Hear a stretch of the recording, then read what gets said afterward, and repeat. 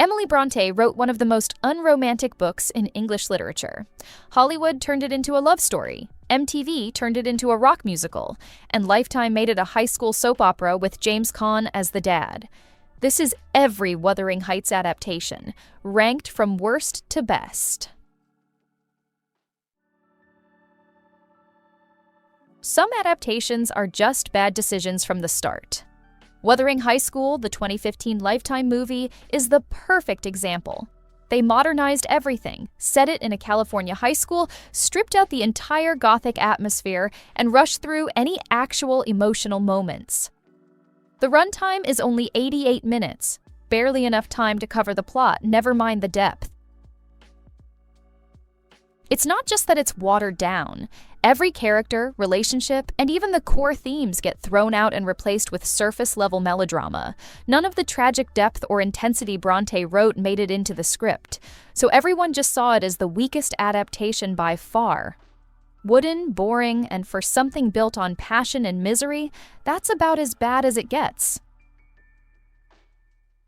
What makes it even more bizarre is the way the movie tries to be edgy.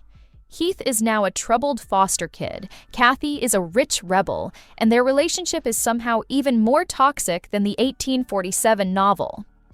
This film managed to be more sexist than the original. The female characters are just there for show, nothing more.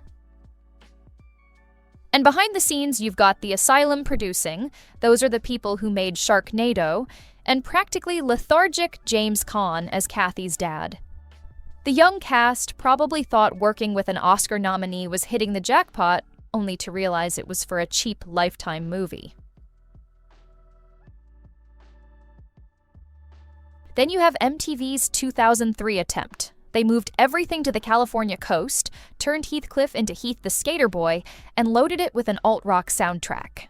Jim Steinman, best known for writing epic rock songs for Bonnie Tyler and Meat Loaf, produced and shoved in a few of his songs. So the whole thing occasionally veers into musical territory for no real reason. It doesn't help. The acting's wooden, the dialogue is pure melodrama, and every bit of the story feels like it's borrowed from a bad MTV soap. The script uses 2000s slang, and the characters get lost in pointless love triangles. At best, it's an excuse to spot some up-and-comers. Erika Christensen as Kate, a very young Katherine Heigl as Isabel, but none of that saves it. The setting swaps the Yorkshire moors for a lighthouse, and the adaptation barely has anything in common with Bronte's original outside of names and vague plot shapes. So basically, this is Wuthering Heights as a teen melodrama, not a Gothic tragedy.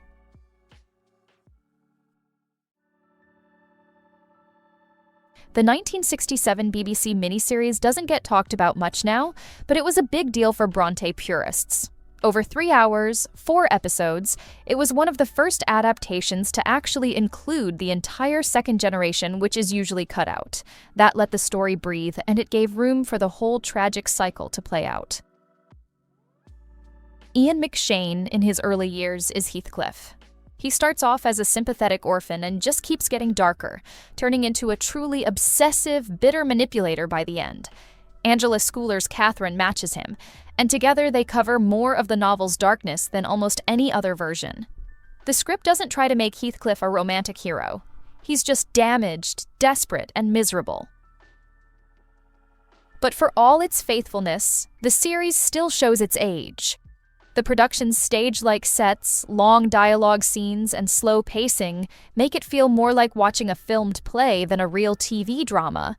That's probably why it's not remembered much today. Still, for anyone who wants to see Bronte's whole story, second generation and all, this is one of the few versions that actually delivers it.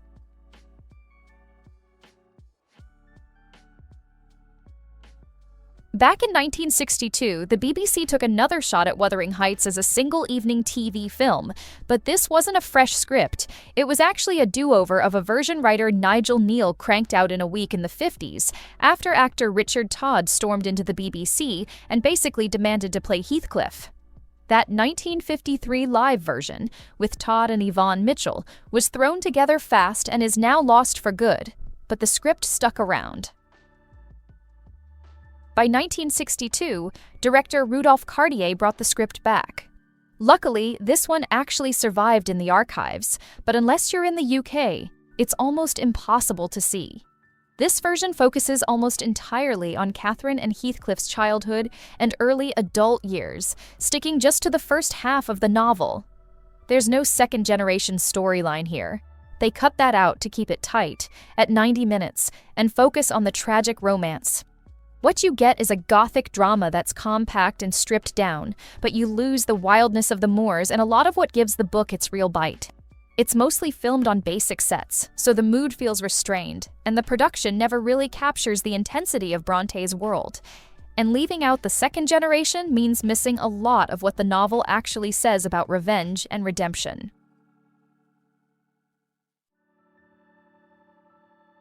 This one goes back even further. The 1958 Wuthering Heights was a live American TV special. It's mainly remembered because Richard Burton played Heathcliff, one of the few surviving performances from him on TV. The show paired him with Rosemary Harris as Catherine, and it was built up as a real event. Behind the scenes, it was just as dramatic as the novel. Harris actually turned the part down at first and recommended Yvonne Furneaux. Furneaux got fired suddenly, so Harris jumped in with only 4 days to rehearse. On air night, she was hiding cue cards all over the set. For years, this version was a lost relic. Nobody could find a copy until one finally showed up in the Library of Congress in 2019. Even with Burton's energy and Harris's last-minute commitment, the production didn't quite work. Heathcliff wasn't shown with much sympathy. The whole thing felt flat, and the gothic atmosphere was missing. Critics say the performances were intense, but the movie strayed too far from Bronte and never really captured what makes the book so relentless. Still, as a piece of television history and a record of Burton at his most chaotic, it's got some value. Okay, so here's where the good stuff begins. ITV's 2009 miniseries gave Wuthering Heights a serious upgrade. 2 parts, plenty of time for the second-generation story, and a cast that actually made you care. Tom Hardy as Heathcliff was a force of nature. All of us couldn't look away, and for a lot of people, this is the one that finally got the character right. Charlotte Riley played Kathy, and their on-screen chemistry was off the charts. No surprise they got together in real life after filming Wrapped. The tone here is unapologetically dark and dramatic.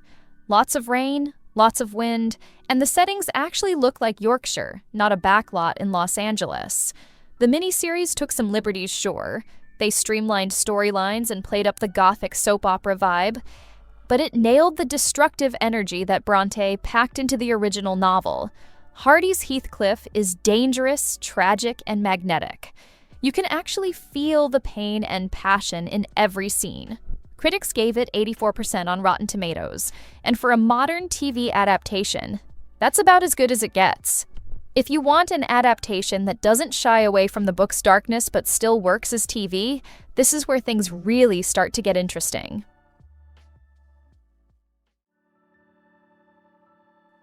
Andrea Arnold's 2011 take is the most radical out there, and it split the fandom right down the middle.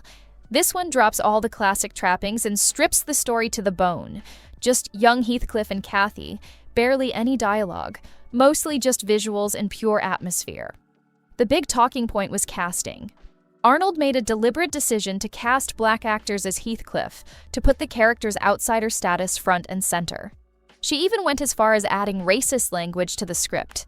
She literally dropped N-words into Bronte's story, and that move, of course, caused a lot of controversy. Some called the casting justified since the book describes Heathcliff as dark, while others freaked out about changing tradition. So the reception was all over the map, basically. Some critics praised Arnold for going full brutal and making you feel every bit of the cruelty. There's mud, misery, even a graphic dog hanging scene from the novel, all right up in your face.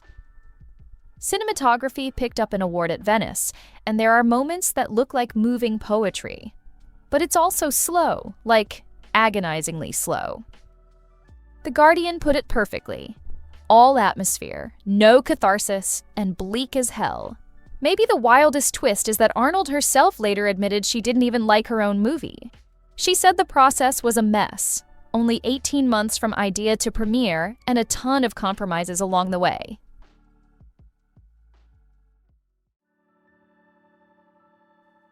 The 1970 adaptation with Timothy Dalton as Heathcliff is notorious for going off-script in all the wrong ways. American International Pictures, usually in the business of cheap horror, tried to cash in on late 60s youth appeal after seeing the success of Romeo and Juliet. They promised something harder, stronger, and closer to the book, a totally unromantic story. One producer didn't mince words. Heathcliff was a bastard and Kathy a real bitch, and that's how they'll be in this film. The movie actually gets the ugliness of the book's relationships, leaning hard into the characters' bitterness. There's chemistry between them, but it's toxic. No attempt at swoony romance here. It goes deeper into the first half of the novel than the 1939 version, keeps minor characters like Joseph, and shows more of Heathcliff's brutal childhood. But then it makes a move that still annoys Bronte fans to this day.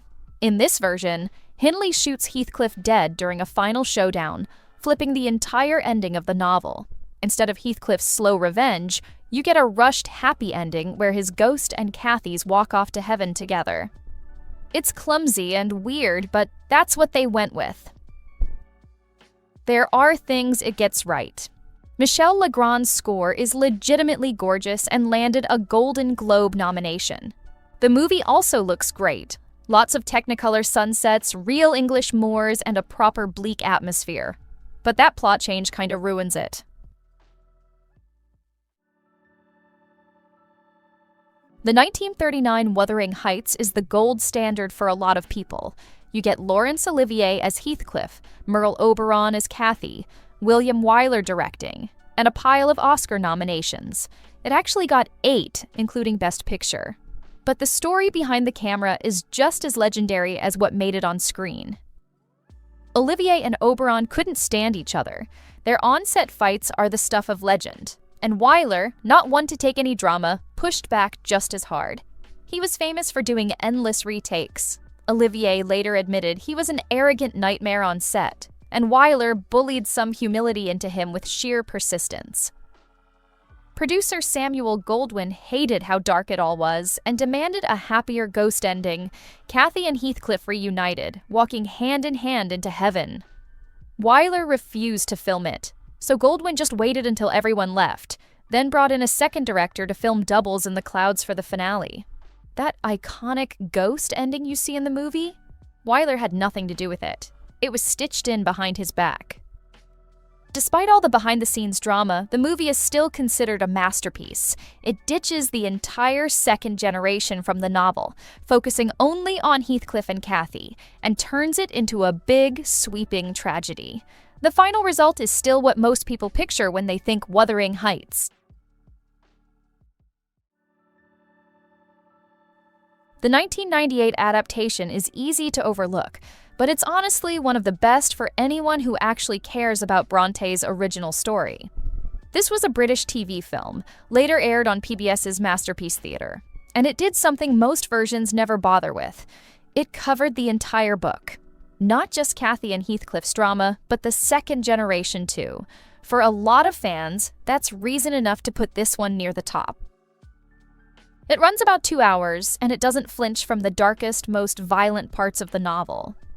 Robert Kavanagh plays Heathcliff with zero apologies. He's not even slightly sympathetic, and the movie leans hard into his cruel, obsessive side. Orla Brady's Kathy is headstrong and tough, not some tragic, swooning heroine. The film isn't out to sell you on the romance. If anything, it makes both characters look obsessive and honestly kind of monstrous. Atmosphere is everything here. Lush cinematography, a real gothic edge, and pacing that lets the story breathe. They don't rush the big emotional turns, and every key event has room to land. The film's focus on accuracy keeps the novel intact, and overall, it stands out as one of the most emotionally faithful and complete adaptations out there.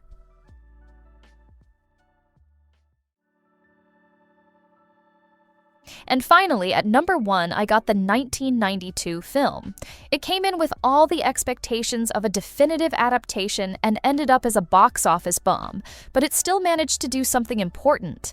This one starred Ralph Fiennes in his first ever film role as Heathcliff and Juliette Binoche as Kathy, plus Binoche again as their daughter Catherine, which is a wild casting decision, but actually fits the book's generational loop. They shot on the actual Yorkshire moors, brought in a big crew, and the original cut went deep into the second-generation storyline. But the studio got nervous, demanded it be cut down to about 105 minutes, and a lot of those younger character scenes got chopped. I don't know if you noticed, but that's precisely why the film feels rushed in places and dragging in others. After all, this studio-meddling critics, of course, hated it, and the trade press called it a pre-Christmas box office turkey. Paramount ended up not even giving it a theatrical release in the US. They just aired it on TV in 1994 instead. But here's what matters. This is the only adaptation that truly gives the entire novel its due. It keeps the second-generation plot, doesn't gloss over any of the darker or more complicated family dynamics, and actually mirrors Bronte's structure and themes better than any other version. The movie's commitment to the source material is what makes it the most complete adaptation overall, even if almost nobody saw it in theaters. So, no awards, no real box office, but there's one twist to the legacy. In early 1993, Steven Spielberg watched this Wuthering Heights and saw Ralph Fiennes play Heathcliff. That performance was enough for Spielberg to cast Fiennes in Schindler's List, and that's how he got his first Oscar nomination.